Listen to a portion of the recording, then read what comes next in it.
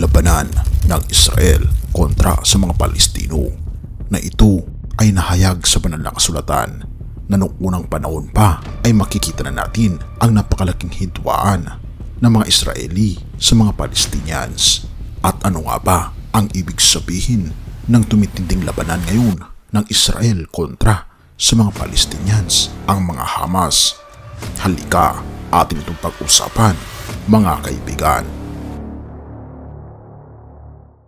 Sa artikulong ito, ipaniliwanag ni Jeff Kinley, isang pastor ng isang Protestant church, ang kanyang mga pagnanais at karanasan kaugnay sa mga pangyayari sa Israel na nauugma sa mga propesiya.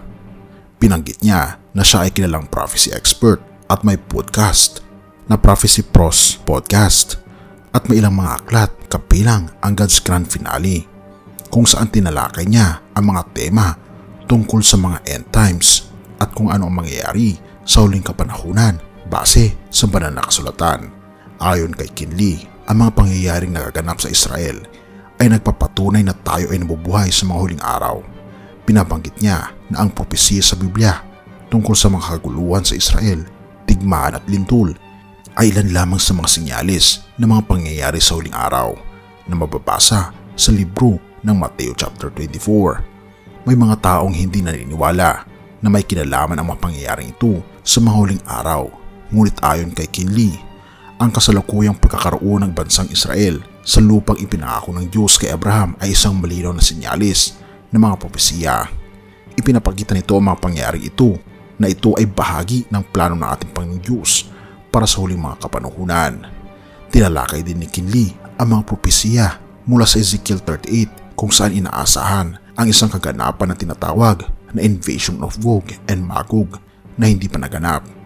Ayon sa kanya, ang ganitong pangyayari ay nagbibigay daan sa pag-iral ng kapayapaan bago ito mangyari at ito ay makikita lamang sa mga panahon sa hinaharap. Sa huli, binabanggit ni Kinley ang patungkol sa Great Rapture na ito ang susunod na mangyayari sa propesiya, ang hinihintay natin na katiyakan ng malapit ng pagdating ng ating Panginoong Diyos batay na rin sa banal na kasulatan. Hindi tiyak ang petsa patungkol sa bagay na ito dahil binabanggit sa banal na kasulatan na walang nakakaalam kundi ang ating Panginoong Diyos lamang kung kailan ito mangyayari.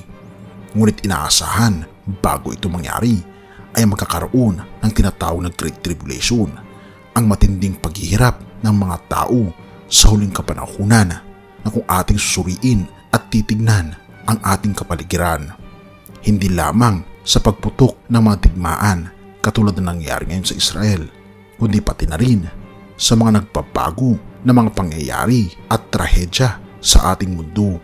Sa kabuuan, ang mensahe ay naglalayo na bigyang katiyakan ang mga tao sa pamagitan ng pagtuklas ng mga propesiya sa Biblia at pagtitiwala sa soberanya ng ating Panginoong Diyos sa kabila ng mga kaguluhan sa mundong ito. 1:3 verse 16. Sapagkat kayo na lamang ang pag-ibig ng Diyos sa sangkatauhan, kaya't ibinigay niya ang kanyang kaisa-isang anak upang ang sinumang sumasampalataya sa kanya ay hindi mapahamak kundi magkaroon ng buhay na walang hanggan. Tunay nga mga kaibigan, bagaman tayo ay nabubuhay na sa pinaka-delikado at punong-puno na kapahamakan ng mundo, lagi nating tatandaan ang pangakong ito ng ating Panginoong Diyos na dahil sa ating Panginoong Hesus ay magkakaroon tayo ng buhay na walang hanggan at tiyak na hindi tayo mapapahamak hanggang sa katapusan ng mundo. Purihin ang ating Panginoong Diyos at salamat kaibigan sa iyong panonood. Tayo'y manalangin. Ama naming banal, makapangyarihan naming Diyos, kami po'y lubos na lumalapit sa inyo bilang tugon Panginoon sa inyo pong paanyaya na pag kami Panginoon ay maniniwala at mananampalataya sa aming Panginoong Hesus ay tiyak ang aming kaligtasan at malalayo kami sa anumang klase ng kapahamakan dito sa lupa. Patuloy kaming alagaan Panginoon at pakaingatan at patawarin po kami sa lahat ng aming pagkukulang at pagkakasala at patuloy po niyo Panginoon na alagaan ang mga kaibigan po namin sa Israel at nawa ito ay matapos na at magkaroon ng kapayapaan. Patawarin po kami sa lahat ng aming pagkukulang at pagkakasala pagkat ito aming samot hiling sa matamis na pangalan ng aming Panginoong Hesus. Amen.